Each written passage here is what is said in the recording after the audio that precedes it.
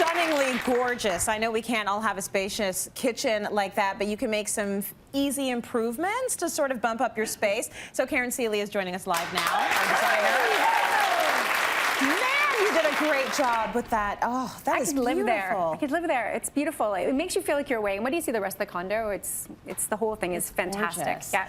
Okay, so we're going to rack it back for a moment and get back into our normal lives. If you want to bump up your kitchen, one thing you could do is switch out the hardware. Yeah, I really love to pay attention to those design details because we really change the feeling of your space. It does. Obviously, for example, gold is really hot right now. Yes. So you might want to swap out your kitchen hardware and do something in gold. So the easy thing to do is obviously if you have some knobs that you could easily just unscrew these. It's all the same universal screw. You can screw a new one on, easy peasy.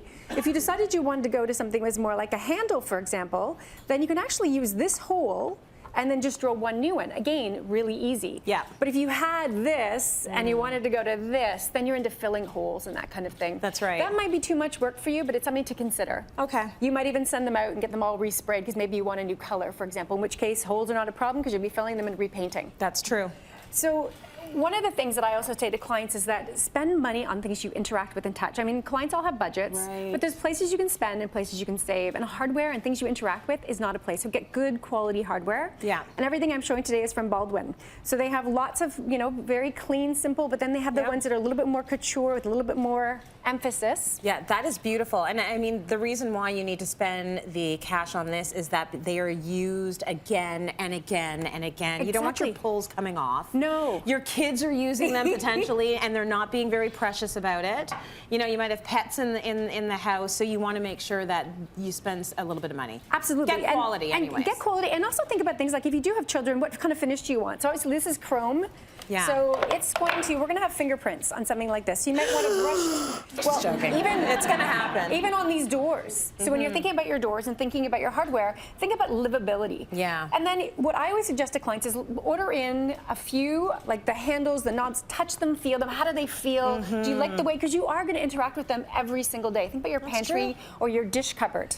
So you really have to think about that. We're putting so much more thought into like the joyful moments these days. And I think it's really important to consider it. Some people might think it's a luxury. It's not a luxury. It's something you're going to be doing multiple times every single day. So make sure it feels good. It does. And you know what? It's because we're looking at it, so it looks beautiful, and we're touching it, so it makes it feel good.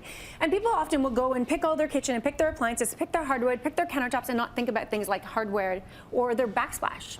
We've seen a million white subway tiles with white grout. Yeah. Classic. When it's white on white, it reads as texture. Yes. But imagine you did that same subway tile and you did a gray grout or a navy grout. All of a sudden now it's a pattern. That's right. One tiny little element like grout can change the feeling of a space. One tiny little change like changing your hardware can change the feeling of a space. So as you start thinking about your finishes and your colors and your style, it's also important to look at that collection to make sure it has everything you need. Because, for example, you might do a knob on the upper, and then you might do a pull on the lower. Right. If the pull only came in a 3-inch on center and you had a big, huge pot drawer, imagine this is a big 30-inch pot drawer, then you'd probably have to have 2 of these. And now you need 2 hands to open up your pot drawer as opposed to one nice, big, heavy, solid handle on that big, heavy door. Think about. So, well, you can always hire a designer. What a good idea! So let's talk a little bit about these. So the other thing you have to think about is so for example, this kind of rustic barn board is on trend right now. So how do you pick a hardware that goes well with this door? So gold is popular. How do we feel about the gold and the barn board? I actually don't like it. No, and that's thank you. You're driving my point home. I don't like that, but I like this one. So this is a little too blingy because this is kind of that more rustic. You can think about a more approachable space. Where this is glam and it's gorgeous and it's beautiful. It's just not right on this door. It's the same hardware, the couture hardware, but this one in this brushed satin with black. It works better. A lot better, but you could also do something like this, where it's a much simpler knob. You can go high contrast in black, but again, if you're putting some of these colors in your space, whether it's the gold or the black, you have to make sure you sprinkle it around in your space, because in design, we repeat design elements to make it look intentional. Right. So if you only had gold hardware, for example, in your cabinetry, and nowhere else in your space, you might be like, odd choice. Yeah. So then this one here is the satin silver, which I think is the winner on this door. Really ties in with the tones. So again, when we're thinking about hardware, gold, again, popular, gray step shaker, popular, a lot of bling. So that is. may not be the direction you want to go for your space. You might want to pare it down and do something that's a more tone on tone. So think about all these choices. The other thing to think about is the space. Something big and beautiful and crystal like this might be fantastic in a, ensuite.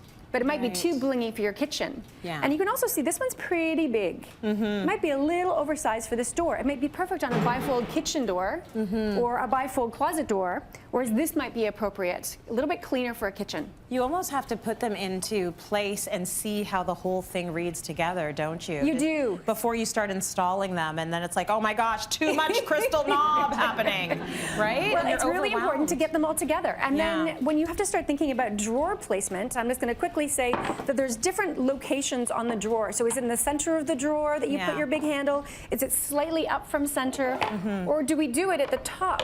The nice thing about doing it at the top, it's easier functionality when you bend down to that lower drawer. And these will all line up with your shallower drawers as well. So then you get that nice consistent line. Karen, I know you picked up the cabinetry from Cabinet Smith, so thank you for that good information.